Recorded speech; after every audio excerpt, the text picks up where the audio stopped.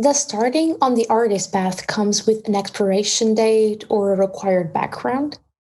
Vanessa Lesniak sure does not think so, and she can prove it. Just check her Instagram at Vanessa underscore paints underscore. If one look at her gorgeous watercolors doesn't convince you, then simply tune in for her story. Today, we discuss starting an art career after 40, working with gold watercolor, how Vanessa painted every day for 6 months, and what to do when you do not feel like making art. Want to be part of the show? Then send in your questions or topics you'd like to see covered to our email at hello@etralab.com. If you send us an audio recording, we might include it in the episode.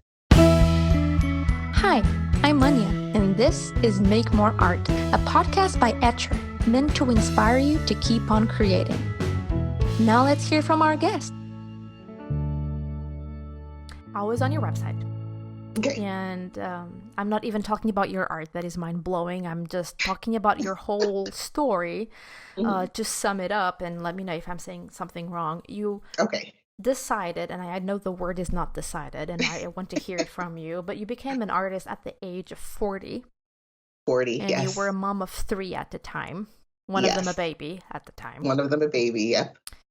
And you were a social worker. Mm-hmm.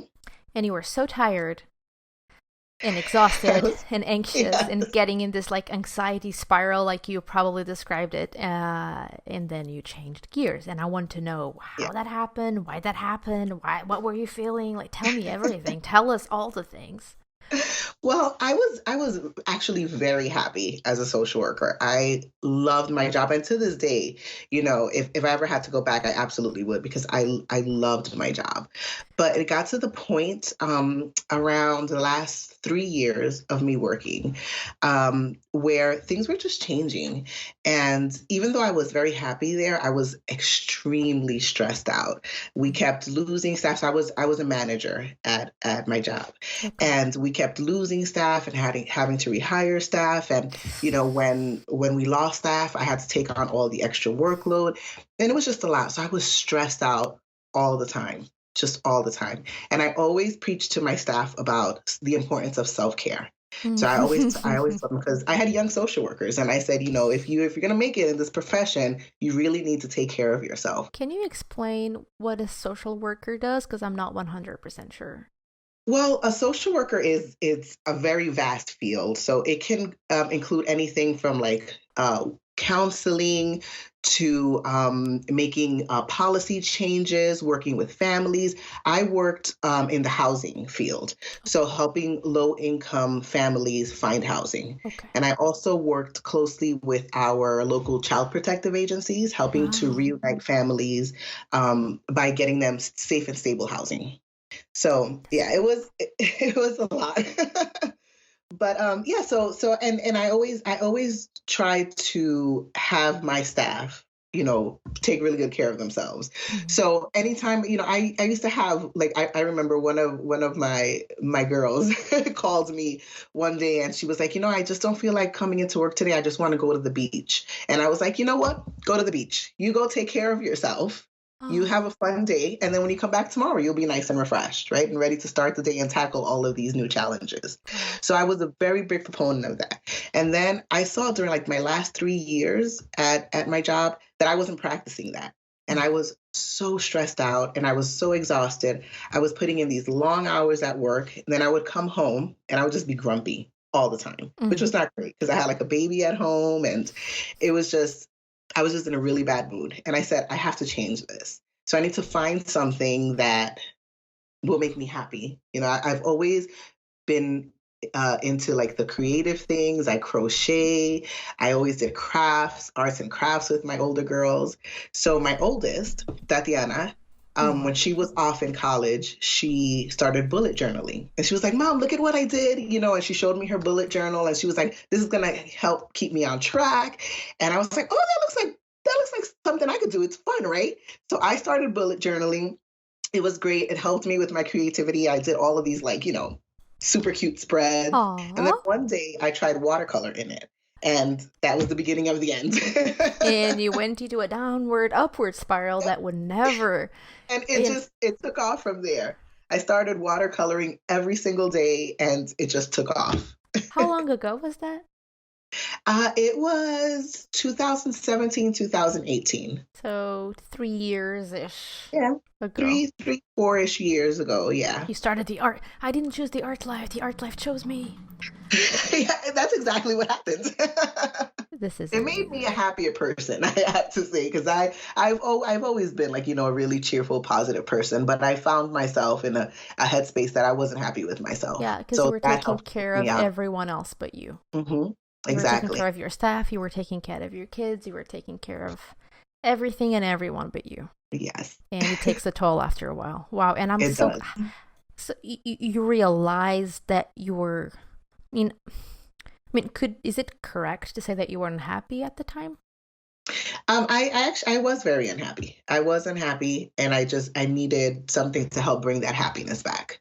When I found myself one day crying at work, I remember sitting in my office and I closed the door and I just started sobbing in my office, and I was like, this can't go on. Like I need to find something to help me emotionally cope with everything going on, and art was it. And the reason of the crying was partially because of the exhaustion. Because Yeah. I'm thinking about it. I can relate to part of what you said. There are so many of us out there, not talking only about artists, us humans, who are. I mean, you were in a job that you loved, yet you were Yes. unhappy and exhausted, and you had the mindfulness and the capacity to do a self check, understand Hmm. what was going on with you, and do something about it, which is great. There are other people though that are at a job they hate and they are miserable, and there are people who are at a job they think they love but they actually don't. That happened to me, and that's why I'm like Yeah. kind of relating, because I love the job, like the tasks and the team, Hmm. but then I found myself like sobbing on Yeah. Sundays, closer to the end. I was starting to get like panic attacks and super anxious because I Yes. had to work the following day.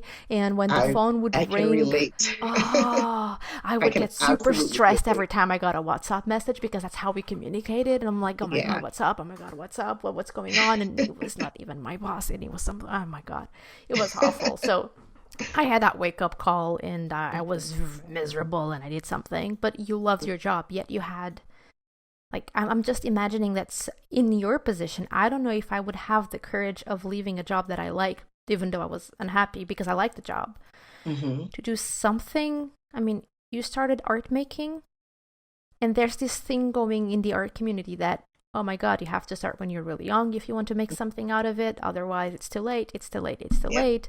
And you I had that completely. mentality too. I did too. And How did I, you override that thinking? I don't, it took a lot of support from those around me. It really did. Um, uh, I remember my wife sitting down with me one day and saying, you're very unhappy." And I told her, I'm unhappy, but I love my job. But like, I love my job, even though I'm very unhappy there. And it took me having a conversation with her to figure out what is it that I love so much about my job that I can apply to what I'm doing now. And that is what really helped me. So I kind of like put together the pieces of what is it that I love about my job. I loved being around my staff. I loved the interaction. Like everyone at my job, we were all stressed out. We were all in it together, but we were like one family. I loved teaching. It's my number one passion is teaching others and mentoring others.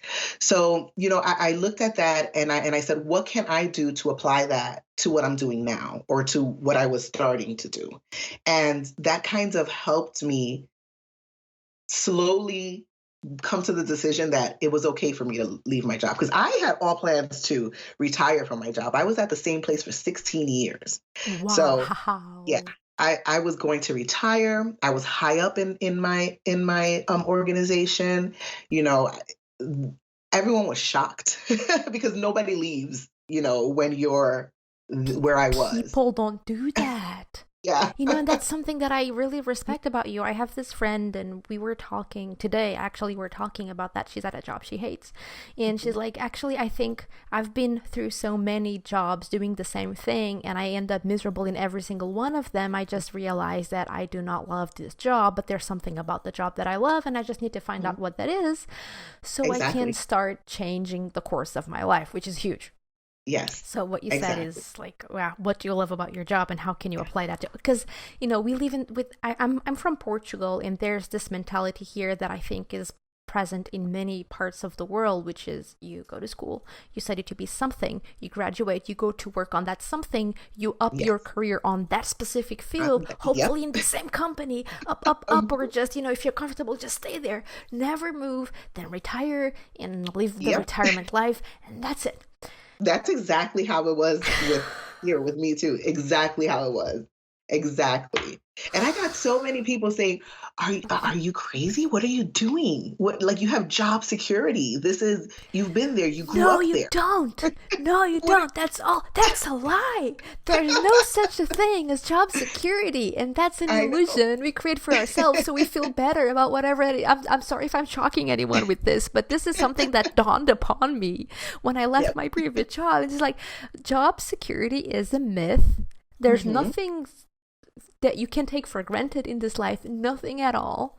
Exactly. So, if you can go at any point in your life, Mhm. just go doing whatever you Do love it the most and spend the and do time with it. the people you love, and don't put up with, idiotic human beings if you don't have to, because that affects your Exactly. health, and strive for happiness, because if we're all doing what we love, wouldn't the world, like, if I'm being operated by a surgeon who loves being a surgeon versus a surgeon who went to medicine because their parents said you have to go there because that's where money is.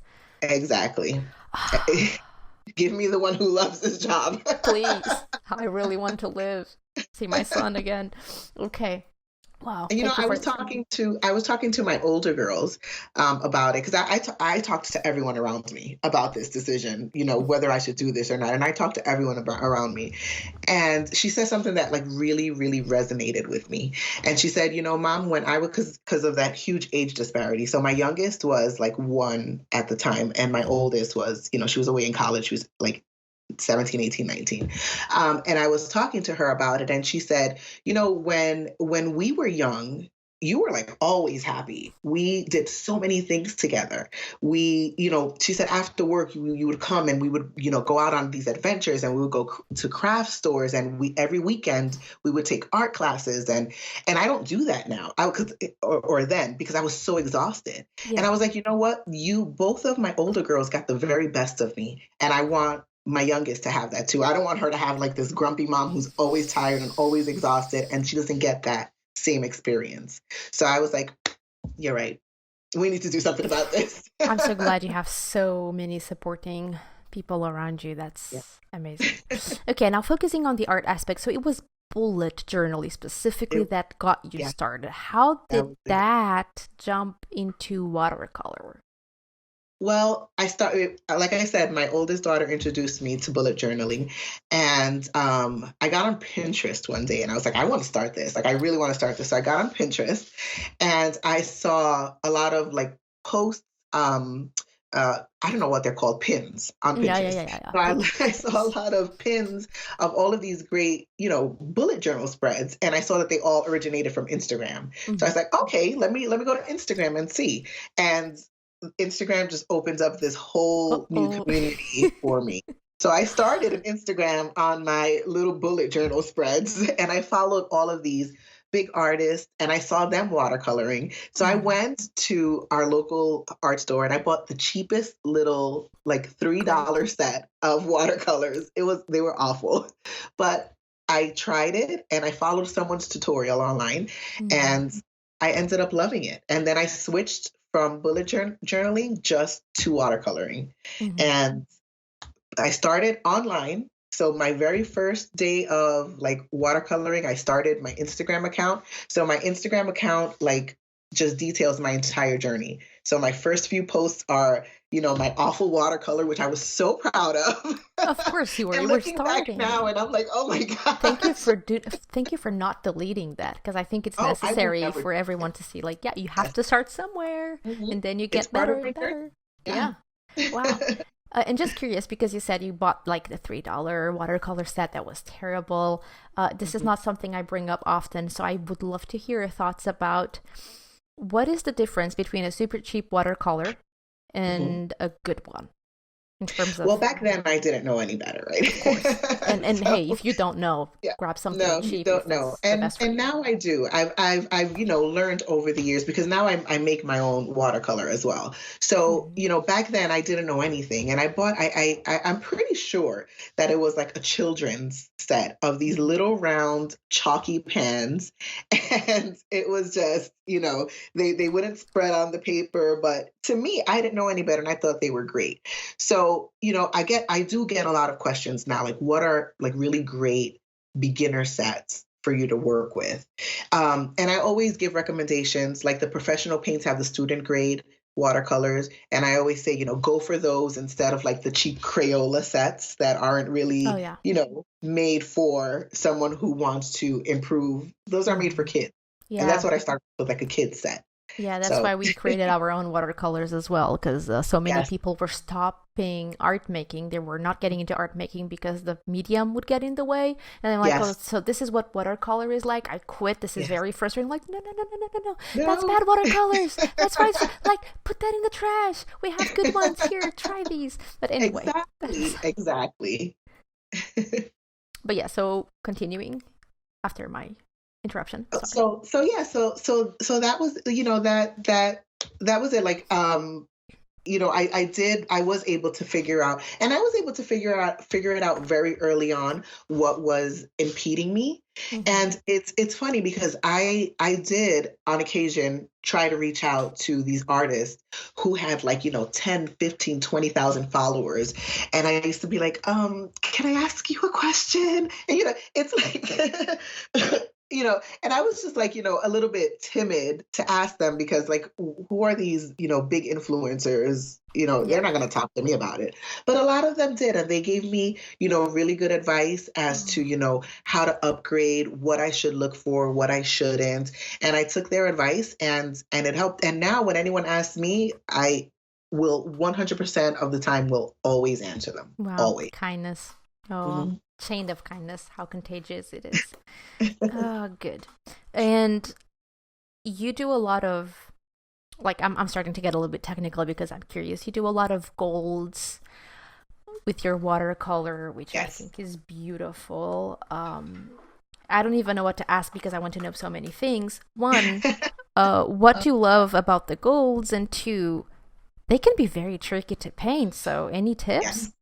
Yes. Well, I actually just started using like the metallic colors last year. Mm. So I have made I've for the past 2.5 years, I make my own watercolor, and I've always made metallic watercolors, but I never used them. So I was like, you know what? I need to really start getting into them. And I loved them because they just add this specialness to your paintings, and it's just, so I don't always just use gold. I use just a lot of um, shimmery metallic colors, just to kind of add those little special details to the piece. And it just kind of elevate them for me. And I don't use them for everything, obviously, but one of the things that I absolutely love painting are galaxies and like celestial pieces. And Mm-hmm. for those, I just feel like the metallics are just so appropriate for those pieces. They just make them pop. And they can be difficult to work with, but over time, again, just as with anything, practice, practice, practice, practice helps. And since we're Get to talking know your about, supplies. exactly, and since we're talking about demonstration, so you're doing a live demonstration with us on February 12th. What will you be painting on that day? We will be painting a celestial gem piece. So Mm-hmm. like a celestial gemstone. And it actually is one of my most requested like tutorials, and it's so involved that I've never really had time to like sit down and actually do it. So that's why I feel like a space such as this would be so much better, because I can demonstrate it and talk about it at the same time. But for the demo, we'll be painting a gemstone moon set against a galaxy background. If you want to learn how Vanessa paints, then make sure to tune in on February 12th, 7 p.m. Eastern Time, and you'll be in for a treat. Now, with our new assistant directing this interview, just to make it very special, exactly. Can you talk about some struggles you had while you were discovering how to use watercolor and how you overcame them? I had a lot of struggles in the beginning. I I started watercolor never having painted ever. I've never tried watercolor, acrylics, none of that. I've never painted. I've done lots of crafts, and I've done, things with markers and things, but I've never picked up a brush and painted. So I was coming at it completely just brand new, just not knowing what I was doing. And one of the biggest things I had to learn with watercolor is water control. And it's one of the things that I actively sought out assistance. So I looked at YouTube videos, I looked at tutorials on Instagram, I signed up for Skillshare. I mean, I did tons of things trying to figure out how to do water control. And that was one of the things that I learned very early on, that the only way that you can kind of move forward and get past that learning phase is just to practice. It's just a practice. So I kind of looked back in those very early days when I was really, really trying hard to get better like this. I was like, I want to get better today. I want to learn how to do this today. And it's just not possible without practice. So I told myself very early on, I am going to paint every single day. Every single day. I'm not going to set a time limit. I'm not going to set a limit as to for how long this challenge is going to last. If I can only paint 5 minutes today, I'll paint 5 minutes. If I can paint 10 minutes, an hour, I'll do that. So for the first 6 months, from when I started painting, I painted every single day for the first 6 months. And sometimes it was just a little, scribble on a paper, just a little wash of color. But it was me trying to build up that muscle memory, trying to figure out how to hold a brush, trying to figure out, how this paint spreads, how to blend a color, every single day for the first 6 months. And I can recall that first time after about 6 or 7 months where I didn't paint that day. And the next day I was like, this doesn't feel right. I need to get back to painting immediately. Oh my goodness, that's amazing. I mean, in order to help you out, did you have your painting setup ready to go every day, or did you have to set that up? I had no place to paint, because that it wasn't part of my life. So I had a little lap pad that I bought at a craft store for like $5. And I had my cup of water, and I had 2 brushes and my little set of paint. And I would sit on my sofa and just paint. And if I can only paint for 5 minutes that day, I still met my goal of painting every day, even though it was 5 minutes, but I did it. That's amazing. That makes me want to go and start doing that myself. Actually, I'm doing that. I started doing something. I've been touching paints every day because I'm doing finger painting. Yeah, so just touch them. For 2 months. Okay, good. I'm very and happy I learned that technique from, it was one of the things I learned from my job as a social worker, because I used to tell my clients, I used to tell my staff, touch your files every single day so that you know what's going on in the lives of the people that you're working with. And it didn't have to be open the file and read everything. It was, if you have a file in your space, you need to know what's going on with this. So touch every single file every single day just to see what's happening. And I, again, transfer that into my life, paint every single day so that you're aware of what's happening, how things work, and, it helps. That's amazing.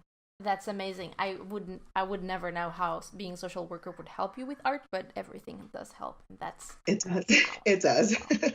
Okay, we have a question. Someone sent in a question for you. So Brittany Bourdon, she's actually one of our hosts for the live demos.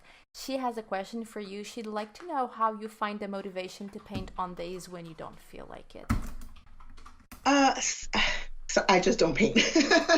But I've learned now there are times I go through periods where I will spend sometimes even up to a week where I don't paint, because I have found now that I'm out of that initial trying to figure how it works. Now obviously you never stop learning. But I found now that if I push myself too much, then I disappoint myself a lot. So, and I don't want to get to the point where art becomes stressful for me. So if I just don't have the motivation to paint, then I just won't paint. I will focus on something else, and that eventually comes back to me. Have you ever been afraid? Because I'm actually going through that. Where do you draw a line between forgiving yourself for not being able to draw in that moment and just cutting yourself some slack, and realizing that you're being lazy? You know what I mean? Yeah, I know exactly what you mean. It's tough. It's tough. It's a lot of positive self-talk. It really is. It is and it, like you said, it is cutting yourself some slack and telling yourself it's okay. It's okay to take a break every now and then.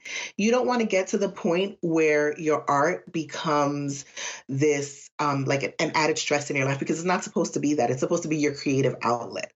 So you don't want it to get to the point where art becomes like a burden for you. So if you're feeling, I can't do this right now, it's okay. Give yourself some positive self-talk, give yourself a little bit of leeway, let yourself have the space away from it, because when you come back to it, it's just going to be all the more sweeter. Wow. That's beautiful. And is there any word of advice you'd like to leave our audience with before we wrap up? Words of advice. Okay. Don't ever be afraid to reach out to other people for help, especially if you're in the beginning stages. A lot of my followers, the majority of my followers are beginners. So I always say, always reach out. I always give them the permission to contact me, because I know it can be a little bit scary at times to try to contact someone. I go on lives a lot. I answer a lot of questions. Give yourself permission to make mistakes, and don't be hard on yourself. Part of the process of learning is making mistakes. And no matter what you paint, you will always learn something from it. You will always take something away from that, no matter what the piece is. You might think that the piece you painted is just the worst piece ever, but I guarantee that you will have learned something from that piece. So cut yourself a little bit of slack, give yourself give yourself some permission to fail, to get up, and to learn from what you've done. Is art making something soothing for you? How did you get started?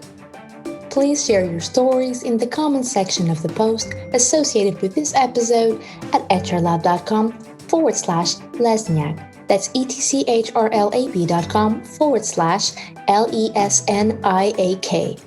Or if you're watching this on YouTube, simply let us know in the comment section below. If you're enjoying the podcast, please help us keep the show alive. You can subscribe and give us a 5-star rating and review on Apple Podcasts at etchrlab.com/go/Apple. Or if you're more of a YouTube viewer, please make sure to subscribe to our channel and ring the bell to get notified about our most recent videos. Sharing is caring, and every little bit helps. Thank you so much, and I'll see you next time. Until then, let's make more art.